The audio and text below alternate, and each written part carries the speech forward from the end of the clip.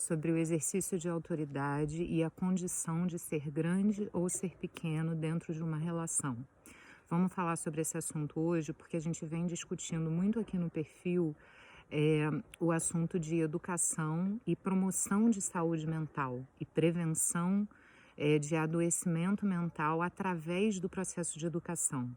O que acontece é que todo psicólogo clínico e todas as pessoas que trabalham com saúde mental em geral estão lidando de alguma forma com as consequências que o processo de educação tem sobre a nossa subjetividade. E aí, através de processo de educação, a gente está falando tanto do ambiente familiar, quanto do ambiente escolar, quanto do ambiente social, né? A maneira como o exercício de poder acontece na nossa sociedade, como isso afeta as crianças, dependendo da sua condição, do seu contexto de vida. E aí a gente tem falado muito sobre os malefícios da atitude moralista, repressora e autoritária. Todos os malefícios que isso pode causar. Se você ainda não acompanhou essa discussão, dá uma olhada no feed, tem bastante material, outros vídeos sobre esse assunto. E aí surge, sempre que a gente fala sobre esse assunto, surge uma pergunta que é a seguinte: qual é a diferença então entre um exercício sadio e benéfico de autoridade e o autoritarismo? Qual é a diferença entre essas duas posturas, né? A gente sabe que nas últimas décadas, vamos dizer assim, aconteceu um movimento, né, desde a época, um pouco depois, né, o final da vida do Reich. O Reich morreu em 1957. Dali em diante, década de 60, 70 e 80, aconteceram movimentos sociais em diversos países de contestação dos valores morais da sociedade, de valores tradicionais e considerados prejudiciais para a nossa vida como um todo, né?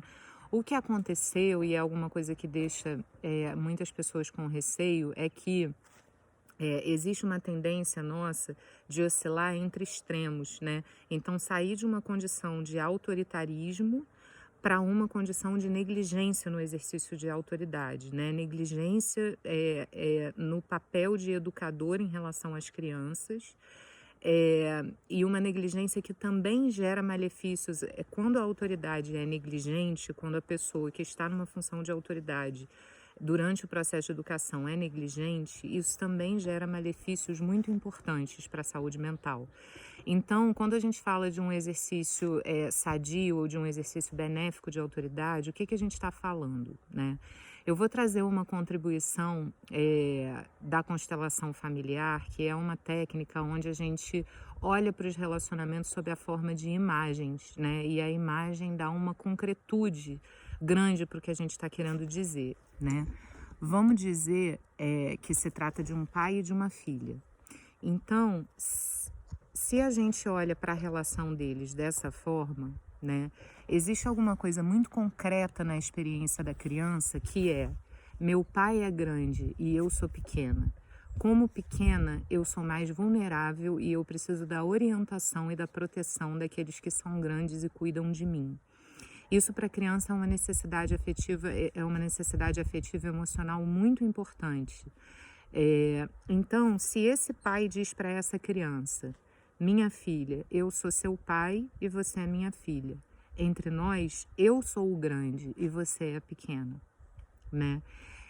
Quando o pai consegue se colocar nesse lugar de grande, isso significa que esse pai está assumindo uma condição de maior responsabilidade nesse relacionamento, porque ele entende que ele é o adulto e ela é a criança.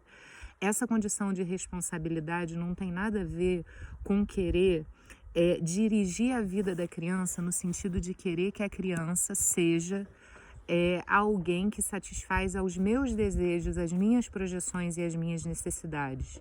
Então, quando eu me coloco numa relação com uma criança, num papel de grande, né, de uma maneira sadia, num exercício de autoridade positivo, esse papel de grande tem a ver com um senso de responsabilidade, né?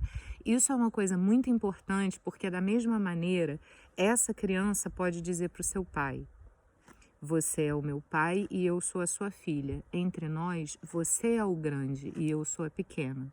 Qual é a importância de que essa criança possa dizer isso? E muitas vezes o que acontece em terapia é que quem vai conseguir dizer isso para o pai é essa pessoa, essa mulher já adulta, que eu estou representando aqui por essa outra, através dessa outra boneca amarela já grande, né?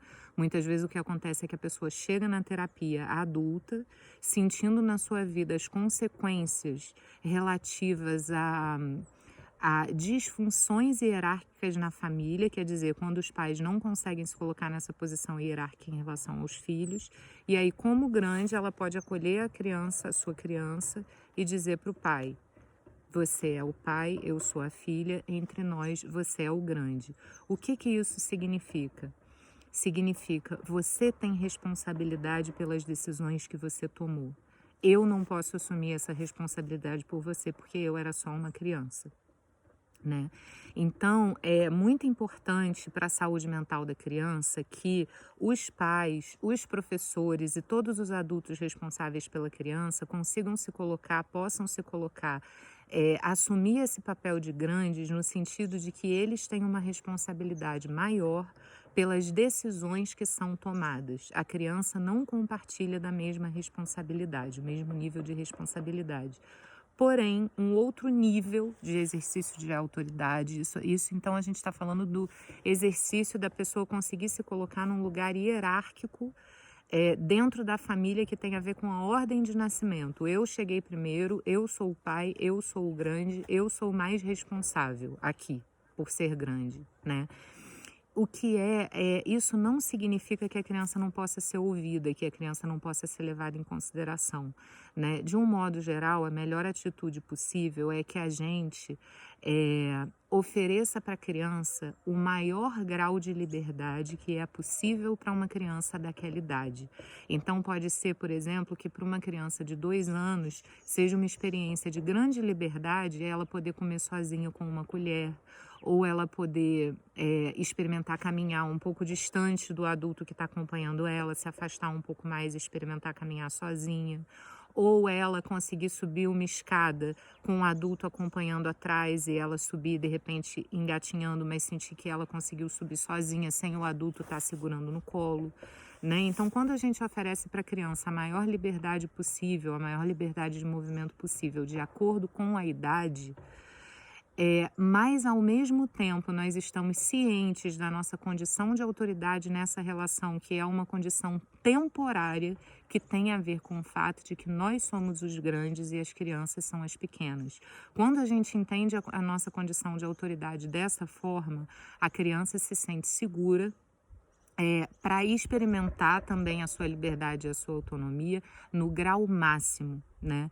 Então isso é um entendimento muito importante, porque dar liberdade não significa ser negligente, não significa se colocar numa relação de igual para igual com a criança, e nem achar que a própria criança é responsável pelas dificuldades que ela tem, pelas dificuldades que ela tem na escola, ou pelas dificuldades de relacionamento que ela tem, ou por um comportamento inadequado, né? Como se a criança fosse responsável por aquilo sozinha, aquilo não tem nada a ver comigo, com a minha função de autoridade. Uma sugestão é que em momentos em que você se sinta perdida ou perdido no exercício da função de autoridade, uma boa coisa a fazer é fazer uma pausa, se lembrar dessa imagem: eu sou grande, a criança é pequena, né? Isso tem um impacto profundo na nossa maneira de se colocar na relação, no nosso entendimento da grandeza, da responsabilidade que a gente tem nessa relação, e de um entendimento que, se tem alguma coisa acontecendo no comportamento da criança ou alguma dificuldade acontecendo no nosso relacionamento com a criança, a gente precisa tomar para nós a responsabilidade de solucionar esse problema ou de encaminhar esse conflito de uma outra forma. Em geral, as dificuldades de relacionamento que surgem com crianças e adolescentes falam muito da maneira como nós estamos exercendo o nosso papel de autoridade.